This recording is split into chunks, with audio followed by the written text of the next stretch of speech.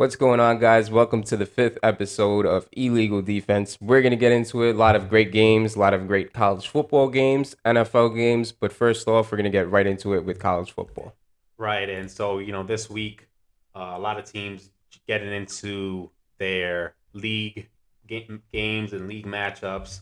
A lot less cupcakes on the schedule. So, getting to see some real football being played, some more fair Competition. competition, right, through all the different conferences around the country. And, we'll start off with an SEC matchup with number two Alabama heading into number 20 Arkansas.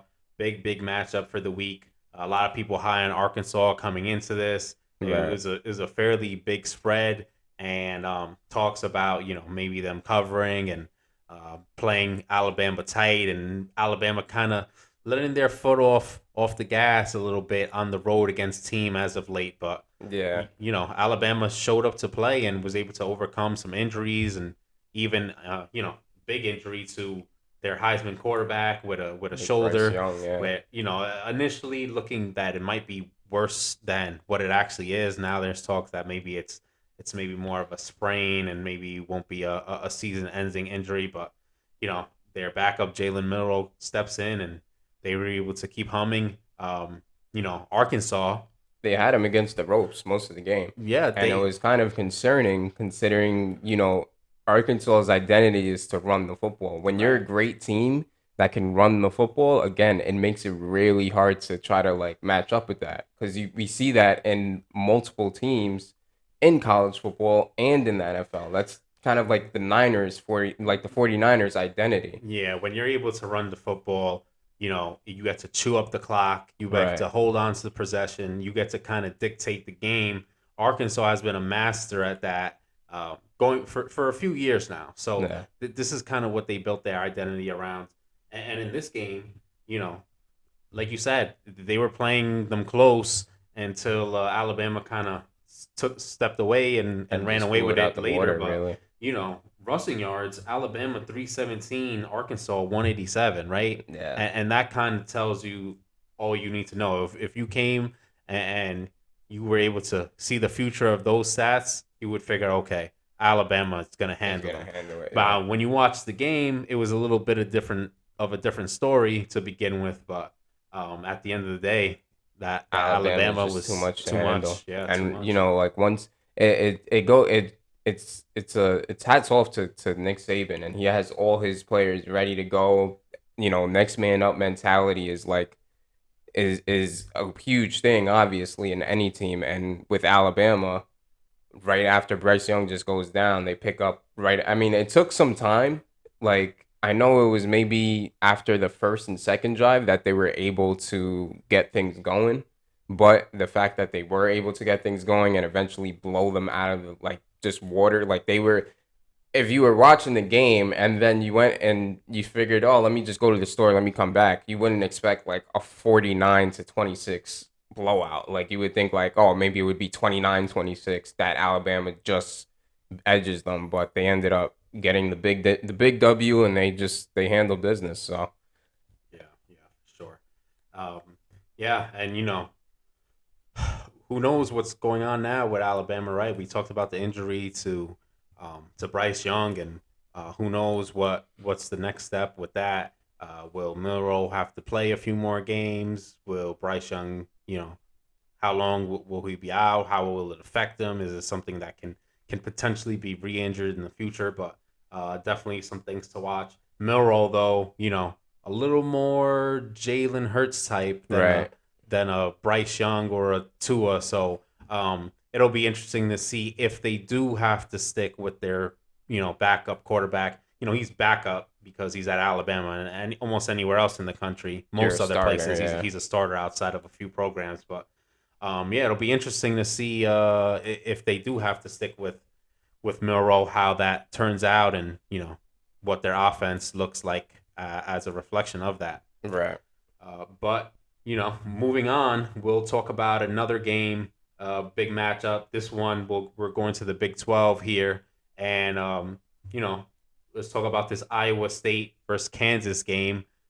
Huge matchup for the Big 12. Iowa State trying to you know, get on the right track and compete with the rest of the Big 12. The Big 12 as a conference, a lot of parity there, a lot of teams, all within striking distance of potentially winning that Winning that conference. Right, conference, it's yeah. probably the conference with the most teams have a shot.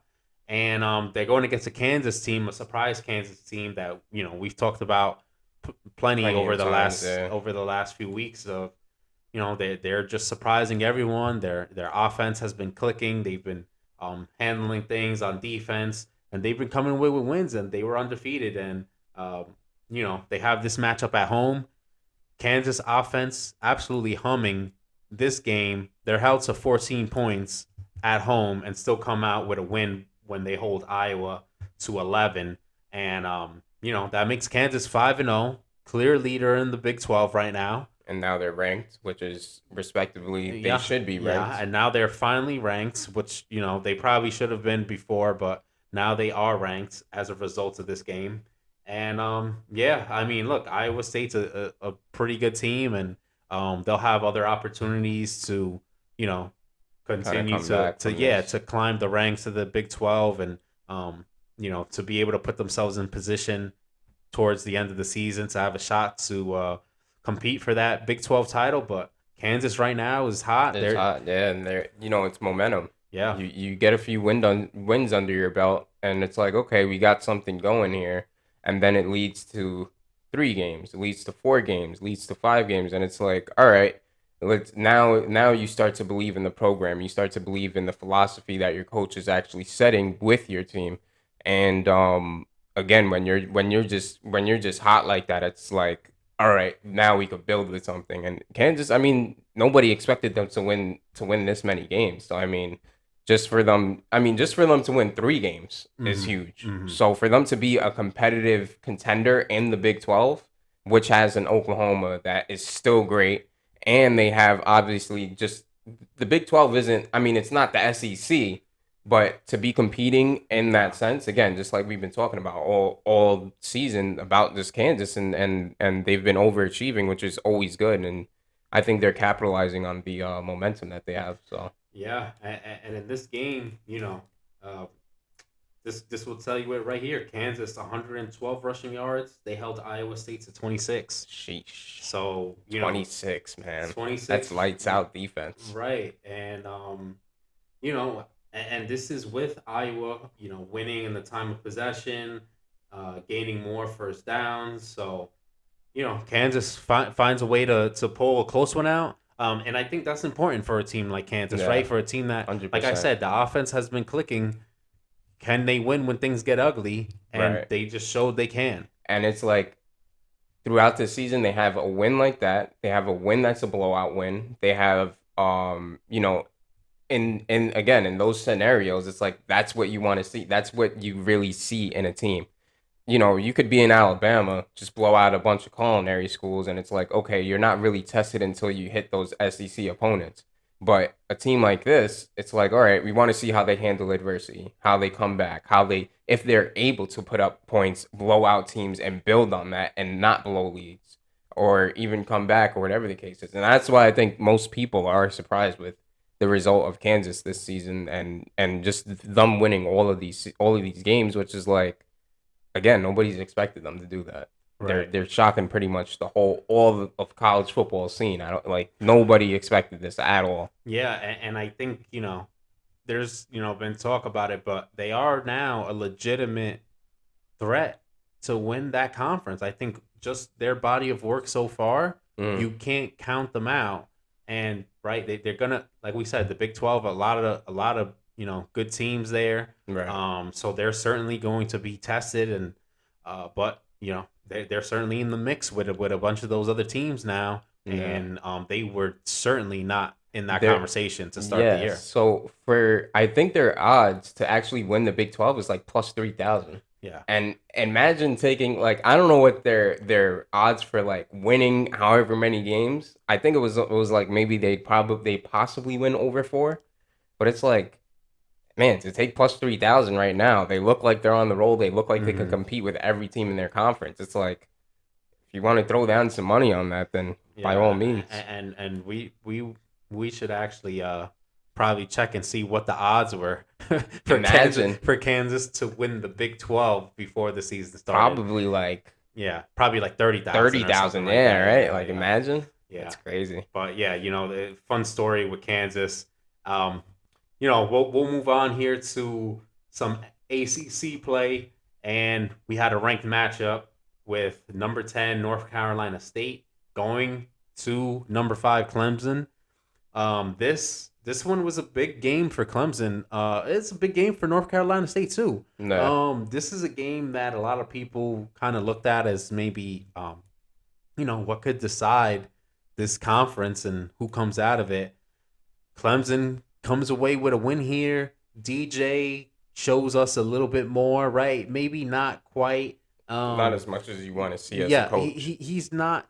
He didn't show what you wanted to see based on his pedigree and his peers and who you might have compared him to before this season or last season. But he Right. certainly showed that he is a capable quarterback. He can run that offense. He can get some things done, and you know, for if you're Clemson, right, it kind of pushed away that whole Clay Klubnik is coming. When is Clay Klubnik gonna play? Now Right. you kind of DJ. I mean, unless he goes the opposite direction, but with his play and his playing the game like this, he kind Right. of cemented that he is the starter He's the unless guy right something now. goes wrong, and it is his team. So yeah, but yeah, Clemson, they win 30-20 against probably the best defense they'll face all year, at least in during the regular season. Right. And and look, it's tough to win in Clemson, right? They have that crazy home winning streak. Yeah. Really tough to beat them there, and they find a way to get it done against an experienced North Carolina State team with a solid veteran quarterback, a good defense. So definitely a nice test Yeah. for Clemson, and something that I'm sure they're happy They're about happy passing about. that test. Yeah, and I think it's also like a testament to, maybe it is better off if Kate Klubnik just sits out for a little bit, tries to learn the offense. I'm sure he'll get reps regardless, and it may not be so much of, oh yeah, we're gonna replace DJ, but let's get him out, let's get him some game time, let's get him some experience, aside from practice, and see where he stands. And again, you want to get these quarterbacks ready for once DJ leaves or once the next quarterback leaves. So I think Dabo's gonna do what he's gonna do. At the end of the day, he's built a phenomenal program with Clemson, so that'll eventually shape out. But I think they did play a good game. It was kind of slow in the beginning, but it turned out to be turned out to be what it was, and Clemson took care of business. But again, you you kind of like, if Clemson versus a Georgia team or versus an Alabama team in the playoffs or even an Ohio State team, it's like there can't be any like, all right, let's wait until DJ wakes up. There may be a situation where Dabo pulls a Nick Saban and goes, you know what, Jalen, you're out. Tua, get in and finish business. And that may happen. That may happen Hmm. also. Yeah. But again, that's to be determined, and that's even if Clemson is able to make the playoffs this year. So we'll see how that ends up. Yeah, yeah. So moving on, let's talk about some overrated teams and some underrated teams here. Um, in the just how they've been doing this season. We're 5 weeks in, and some definitely some overrated teams to me would be Oklahoma State, which and I don't mean overrated in terms of their their rank right now is not warranted because they've certainly put together the body of work to be where they're at. Right. But I just don't really see Oklahoma State finishing the season Being like a top a ranked top team. 10 Yeah, I don't team, a top either. 15 team. I think all praise to them for doing what they're doing. But they'll eventually Yeah, fall a few ranks. and And we always talk about the gauntlet of the SEC schedule, but the Big 12 this year with a lot of parity there. they're due to have some losses, some close games, and I just don't see them kind of finishing the year at where they're at. I think there should be some expectation for them to maybe drop a few games and still be one of the better teams in Yeah, I that think Big they could 12. still But be a good team in the yeah, Big 12, but I don't think I don't think they should be regarded to the rank that they're at now. And yeah, it's kind of yeah. like time will tell. They still have some Big 12 opponents to face. We still have a lot of football to be played. Um and it's right now it's the beginning of October, so that's kind of like we're transitioning into where football is going to really start being played.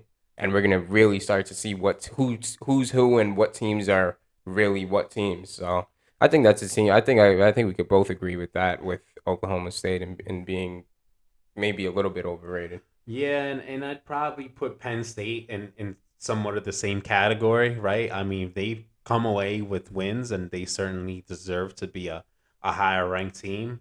But looking ahead at the rest of their schedule and um, you know, what the rest of the Big Ten is shaking up to be and just the landscape of college football, I don't see them finishing as a top 10 or top 15 ranked team either. Right. I think they showed plenty of promise, right? They've had some blowout wins, but they've also had some wins that Some were close ones some too. close wins, and it's like you do want that as a team to give you experience to show that you could win in a gritty close game, Right. but I just don't see There's no offense. like Their offense just isn't consistent enough for me. Yeah, and there's no like true game changer on their offense to where it's like, all right, we like it's just like you said, it's inconsistent. So it's kind of like you don't know if their offense is gonna trend up one week or if they're gonna be like just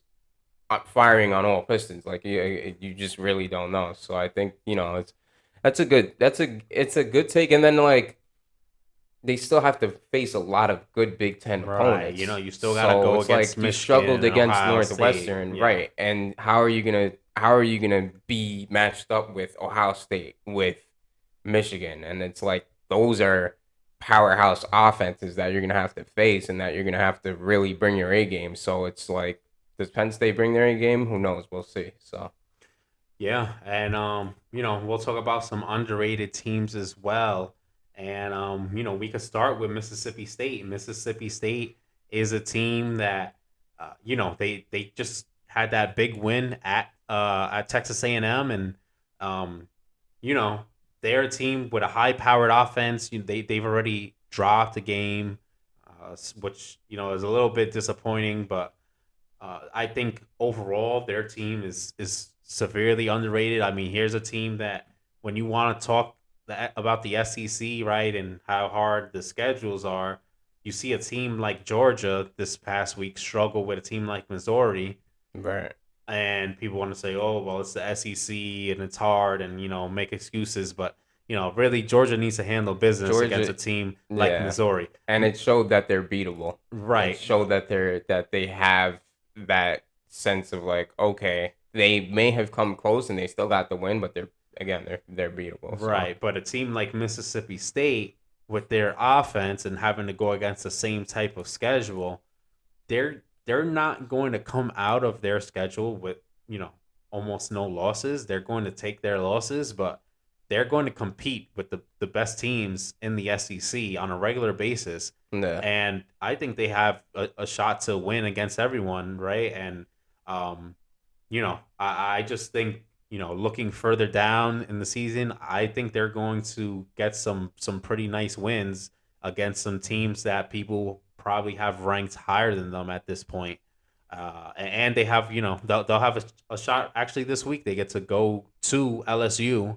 LSU, I think they're ranked number 25 now, but they get to go to LSU and try to get a big win on the road over there in a tough place to play. yeah. It's always tough to play at LSU, but that'll be a good test. And again, LSU they've also showed some struggle. I mean, they're Hmm. under a new coach, and they're still trying to get things together. So I think that'll be a good test for them as well.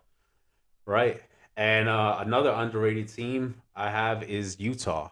Utah, huge game in week 1 against Florida. Pretty much all of college football was watching that one. Marquee matchup. They lose in a close one in a tough road environment. And I don't think a lot of people really have been paying attention to Utah since then. I've been high on Utah kind of this whole time, and they've just continued to handle Improve. business. Right? They Yeah. complete team. They play both sides of the ball well. They're going to put up points. They're going to play a hard nosed defense, and altogether they put these complete games together. I think they're as tough to beat as anyone. I think if you look at the Pac-12, they got to be towards the top of people's lists. I know USC has been doing good. You have Oregon there trying to bounce back. Oregon State also making some noise, but that Oregon State team, they go and they play Utah last week, and Utah hammered them. Yeah. It was a close spread, and it wasn't close that game. So do So you think so like what do you think with Florida? I mean, do you think that was maybe a fluke or maybe it was well, just I like don't lack of even I don't think preparation it was a or fluke. I think um, look, we know when teams play a game, that's one game, right? And so you don't know nobody knows how they're going to show up right, that day. And it could be the coach's especially week fault. 1. It could be just, things don't go their way. But they go into Florida, they played them close, they lost on the Right. road in a tough road environment. It happens. These guys, they're all college kids. They're not perfect. Utah will need to be pretty much perfect the rest of the way if they want to make the playoffs, which they'll have a shot to if they win out, win the Pac-12. I think they'll pretty much cement themselves as a playoff team. But yeah, I think sometimes it happens, right? I mean, we just saw it. Georgia struggled with Missouri. If they would have lost to Missouri, does it mean that all of a sudden they're garbage? No, but it means that probably they should drop in the rankings. You know what I mean? For the time being, and that's Right. kind of where they're at. So Utah, they took that loss, they slid in the rankings, but they're handling business, and I think when push comes to shove, when we get towards the end of the year, as opposed to some teams that we mentioned that probably won't be in the top 10 or 15, I think Utah has a Has a chance a of being that a, and a yeah, pretty good shot of being there, if not even higher, and you know, kind of finding their way into that top 4 if the they if everything goes their way. Um, yeah, so from here we'll move on to some other topics, and you know, a big thing we saw this week was a lot of talk about what's fair and what's not. Ohio State's punter kind of and you're trained as a rugby punter too. And this was talked about a lot this week. When you see them overloading one side and you kind of move out to get into your kicking motion, if it's free and you could pick up that first down, then to right. go pick it up. And this is not something that is discussed all the time. This is kind of just in your preparation. This is kind of the way it goes. He saw Right. it, he took it, And that's that. and that's that. He gets drilled on the sidelines, late hit, and it turns into a kind of a whole thing More with of Greg like a Schiano frustration thing running and over from the other sideline to calm his guys down and get them back. We saw exchange of words between the coaches. But yeah, it always, these kind of things always bring up, what is the crossing the line? What are the unwritten unspoken rules. rules? Yeah, Yeah. what is unsportsmanlike when you're playing a team and already winning? And people have different takes on this, but I think it's really tough to nail these type of rules down, especially in a sport like college football. I mean, Especially in just football in general. football in general, but especially college football, right? In the NFL, you see a lot closer games. When you do see a blowout, once it's really out of hand, they're just running the ball out. They Yeah, they and don't nailing have it. they don't have the amount of players, right? Because they don't have 100 something people that they could choose from. Right. You have a lot of You have a limits. 53-man Yeah, you roster don't and you that's don't want it, to really. you want to get your guys out of there and move on to the next week.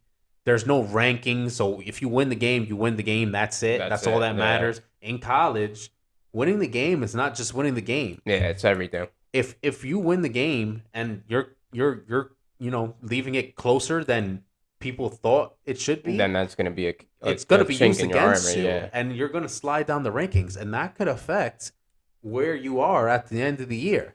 Right? So I think so I think just with that being said, it's kind of like I think unwritten rules go right out the window. And with everything that I mean, we see blowouts like 70-14. So it's like just because you're more of a big time school and maybe your players are just that much better, it's like you have to do what you have to do. And if you want to teach your kids any lessons, you want to teach your players any lessons, go out there and stop them. Yeah. And again, it's tough because it's like, yeah, if you're up and you're they're running up the score, then it's like it's very debilitating because it's like, all right, we just want to go home at this point. Like you guys are just scoring it up, doing whatever you guys want to do, but again, it just goes to show like, yeah, there's no participation trophies. This isn't like, oh, good luck, good job, Billy, whatever the case is, but it's like at least win the quarter. Like if you're getting blown out, say for example like 49 to like maybe 24, at least go into the fourth quarter being like, okay, we're getting blowed out right now, but let's beat them this quarter. So at least we can build on that into the next game. Right. And it's like, come on, man. Like you're competing. This is college football. You know the circumstances. You know how important it is to blow out teams. If you don't, then obviously they're gonna look at that. And when it comes to the college football playoffs, and it's like you have to do what you have to do at the end of the day. And as a coach, you should understand another coach coming from that. So. Yeah, and also you should also understand that like we talked about the rugby style punters, that is what they're going to do. If you set up, right? So this is the funny part. They come in and they load up to try to block the punt. Right. So you're clearly trying, and that's fine. You should try. Right. But then it can't be a one-way street here, right? Yeah. If you're trying to do whatever you can to get back in the game, then as my, if I'm a coach, I'm not going to just coach up my kids. Yeah, I'm just not going to let you do that, right? And so now this guy makes a play that he's taught to do, and it comes off as bad sportsmanship. Oh, why would you run a fake punt? Well, we didn't run a fake punt. You guys mismanaged how you were going to attack this particular play on special teams, and he took advantage the way that he was taught to, right? So, that's part of the problem. It's a two-way street. Like we said, in college it's hard, a lot harder than the NFL in terms of the whole sportsmanship thing. You have teams that have no business being on the same field as each other a lot of times playing, and you're gonna have this type of thing. But when you play against better teams, you have to find a way. Yeah, you gotta find a way, and you can't get upset about these kind of things. If you can use it as a teaching moment. For your kids, so that way when you do play, competition that's more your level, that we saw this before, right? Against these guys, right? So, definitely, definitely just something that people have to learn to live with, and sometimes people just get frustrated. It's hard dealing with a loss like that, especially when you're getting blown out. And I think if you caught these coaches that we've seen over the years get upset in these points. Probably if you talk to them, the week before and ask them about some of these situations, they would be like, yeah, you'd have to do what you got to do and whatever. But in the heat of the moment, it definitely gets a little bit frustrating. But, we'll move on here and we'll talk about some Heisman odds this far through the season. These Heisman odds, they've changed a little bit as we've went through, but still, the Stroud, who kind of came in as the favorite, the front runner and the favorite, is still leading with plus 150. Jamison Williams here is now second at plus 400, with Bryce Young following at plus 900. This is probably and mostly due to this injury scare that we've seen here. And one game can just completely Yeah. just change your resume for getting Heisman. So Yeah, so that knocks Bryce Young down a bit, and then it gets rounded out with Hendon Hooker plus 1,300 and Stetson Bennett at plus 1,600. So, just always interesting to keep an eye on this. Stroud, like I said, clearly the front runner, and Ohio State, out of all the top teams, just by and large has seemed like the one with the least questions. yeah, Their biggest trouble was really against Notre Dame in the first game of the year, but and that could just be yeah, first game it like kind of seemed like just first game, struggles and struggles. just getting on the same page. They've had issues with JSN staying on the field since then. They had Mayan Williams stepping up and kind of um, you know playing a huge role in the run game with Trevion Henderson being injured. Their other wide receivers have been stepping up after kind of getting able to be on the same page with Stroud. So now, and their defense, by the way, top 10 Mm, through the weeks, through the first few weeks this year, right. which is huge for them because that was kind of the biggest question to see if they were going to be, really ready to take that step to be in the conversation to win a national championship, and now they're kind of showing that. So, yeah, I don't think you could look at it another way at this point. With Stroud being the favorite, I don't think anybody else could really sit in that Come close to position. that But right now. definitely still a long way to go, and Still a lot of football to be played. yeah, a lot of football left to be played, and still plenty of times for people to have some Heisman moments or do some real special things on the football field. Yeah, and I think another thing you have to look at as well is, we also like you also have SC. SC is trending upward and they're Mm-hmm. starting to play well. Their offense looks stellar. I mean, their defense has a lot of questions still. It seems like not much has changed from last year, but again, when you have a great offense, you can lean on having maybe a little bit of a poor defense. So I think Caleb is also somebody that you can consider.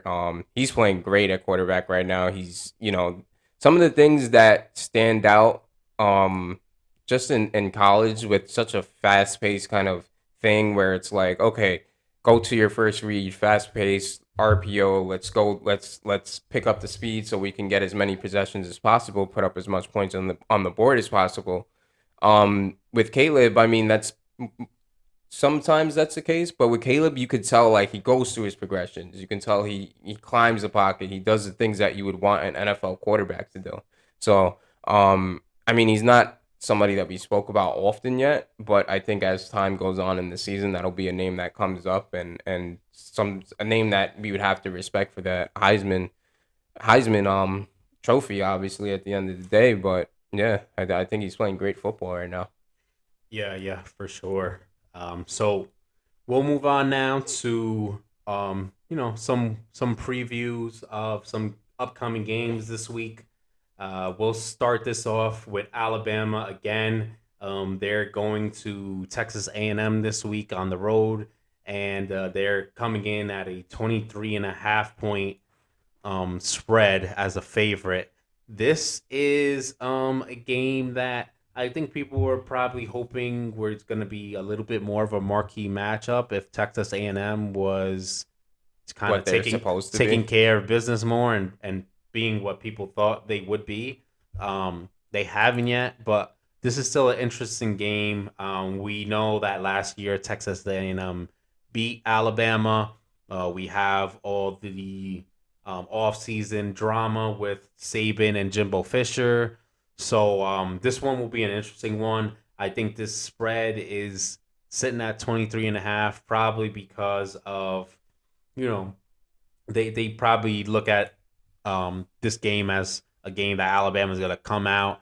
Saban's going to have his guys dialed up, fired up, ready to Yeah, go, and and out for blood here. yeah, and Texas A&M's clearly struggled. They clearly, and you can't again. There's very little margin of error you have to when you're playing against an Alabama team, and you have to put up points. That's something that Alabama is no matter what they're gonna put out points. They're gonna have a stellar defense. Texas A&M, they have to bring it. They have to figure something out because I mean, granted, they pulled away with some wins throughout the season, but there's a reason for a 23.5 spread. I mean, that doesn't come across every SEC opponent. Um, Jimbo has to somehow get these players ready, and I mean, yeah, I don't know what's going on with Texas A&M, but if I'm an Alabama fan, I'm comfortable with the 23.5 point spread. Yeah, if you're Texas A&M, you got to look at it like, okay, how we win is keeping it close, um, trying to hold that time of possession, which is hard against Alabama. One of the best rushing defenses. We saw what they just did to Arkansas, but Yeah, they just starched Arkansas. yeah, and that was on the road at Arkansas as well. This time, if you're Texas A&M, I think you probably got a bit more of a home field advantage in Arkansas, right? That's probably one of the better places that you'd want to play as a home team. Incredible energy over there. The fans go crazy, but yeah, I mean, I think like you said, you gotta probably look at this game as probably being able to cover that spread as Alabama, knowing the history and how Saban is going to have his guys ready to roll. This looks like it's probably going to be a statement game, if not just for the whole offseason drama between the two coaches. Yeah, yeah, that's Just that's a whole that's it's a whole nother it's factor of it. but So even more so, just that these guys beat them last year and they know they can't slip up. And we right, know this Alabama team, it's mostly guys who are returning and are now more senior players. They're going to they be have ready that to go. experience. They want Yeah, vengeance, and yeah, they'll definitely play for Saban. They're gonna play hard for Saban no matter what. So yeah. that's definitely another factor. We'll move on to another game. Um, this one, you know, similar to kind of what happened with Texas A&M, lost a little bit of a lust of its luster with both teams not being ranked at the moment. Texas versus Oklahoma, Red River rivalry, always a huge game every year. Uh, this, yeah, both teams slip out of the rankings. Both teams have quarterbacks that we don't know if the starters are going to play, Right. but this game never disappoints. We remember, the fireworks last year. Texas right now, they opened at favored by 4.5. It's up to -7 now. Oh And wow. yeah, and this is probably more towards speculation. It's kind of looking like there's a decent chance Quinn Ewers might Ewers plays. play, Yeah. and also some uncertainty whether Dylan Gabriel is going to play for the Sooners. But yeah, I mean, this game, another similarity with the last game. Texas remembers losing to Oklahoma last year. Right. And now Um, Oklahoma, they've lost a lot since right. then. So Yeah, and and so Texas seemed to get better. and Texas, we remember that Alabama game. They played them real close. They have the firepower. So yeah, this is a game where I can see Texas. Maybe this game is kind of one of those games where it's close earlier on, but I think once you get to the second half, this is where potentially Texas can really just pull away and use the fact that they have the better offense. Oklahoma's defense has been looking shaky this year. Their offense as well. The past few weeks, ever since their win at Nebraska, it's been a bit of a dip for them. Oklahoma, if they can't find their run game and really chew this out, hold time of possession, really Yeah, kind it's of gonna be dominate tough for them. there, it's gonna be tough. Yeah, for sure, for sure. So we'll move on to another game. This time we'll go out to the Pac-12. Two ranked teams in Utah and UCLA. This is at UCLA, but Utah comes in the favor here, -4.5. Utah team we talked about earlier as a kind of a bit of an underrated team after their lone loss to Florida, but they've been pretty much handling everyone in their path since. UCLA, I actually like UCLA this year. I think they've been doing a lot of good things. Solid quarterback in Dorian Thompson Robinson, and Chip Kelly has those guys ready. I think the problem is one, they're playing at home and their home environment is horrible. Nobody is going to those games over there. I mean, the stands are empty, and Nah, it's because where they play is so far away from you know from their campus. Traffic, it's a nightmare over there in yeah, it's LA. really So tough. it's tough over there right now. But yeah, so one, they don't have a great home environment to give them any sort of advantage. And two, Utah is just kind of rolling over everyone right now.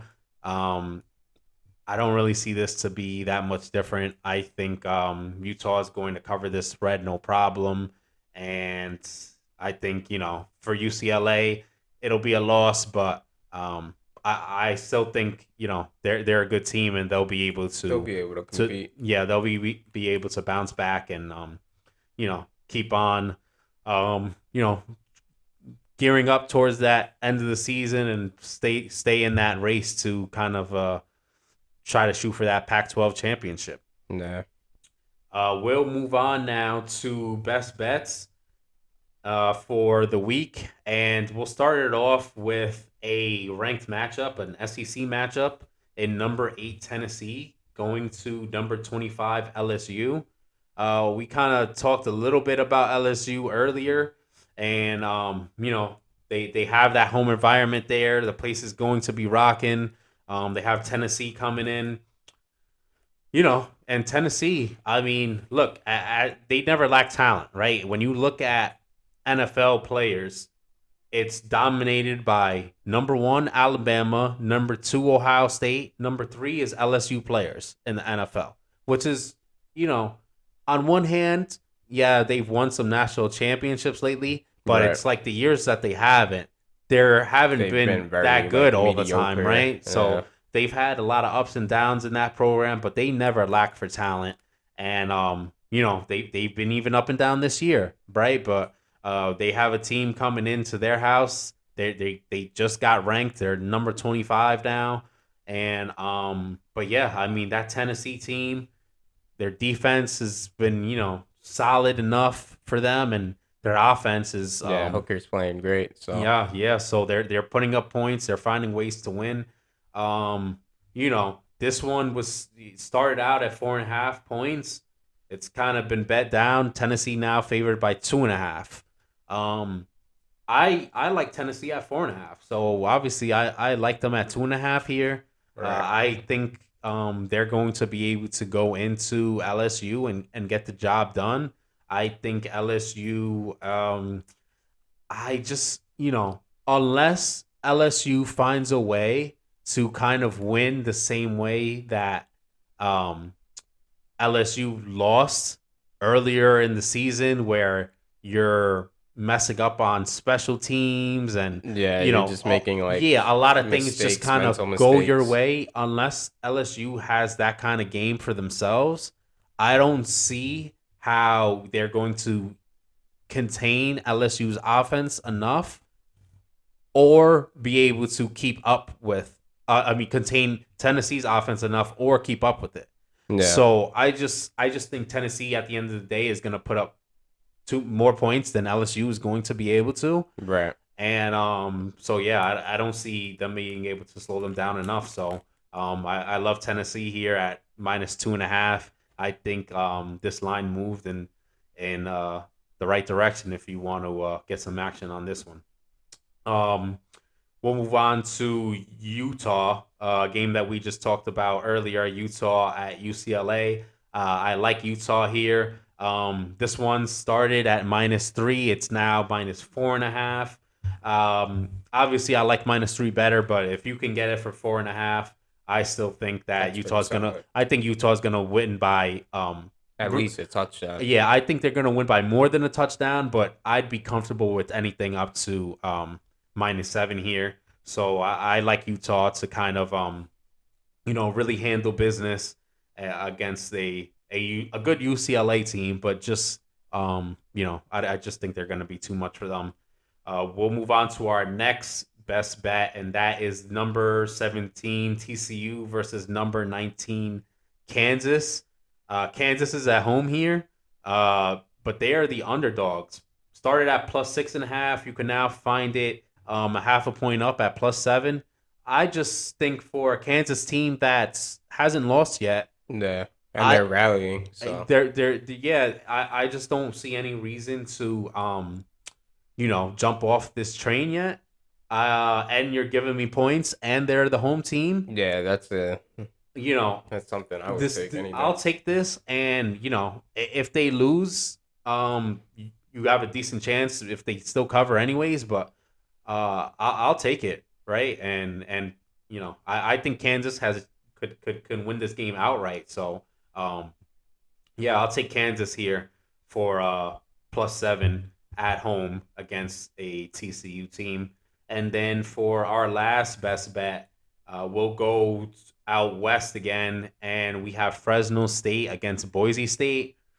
Fresno State, man, they were a pretty good team last year. They were a bit more disappointing this year now with the injury to their quarterback. Right, They just really haven't been looking good. Boise State, you know, they haven't been looking as great great as either. people might have thought either this year. I mean, they started the year with Oregon State. Oregon State, who is a team now that we know is a lot better than people thought, but yeah, I think Boise State here is the better team. I think just without their quarterback, Fresno State can't keep up, and you know I like Boise State -7 at home against a Fresno State team that has some weapons, but quarterback play is just going to hold them back, and I don't see Fresno State being able To keep up with them. to keep up with them. But yeah, I mean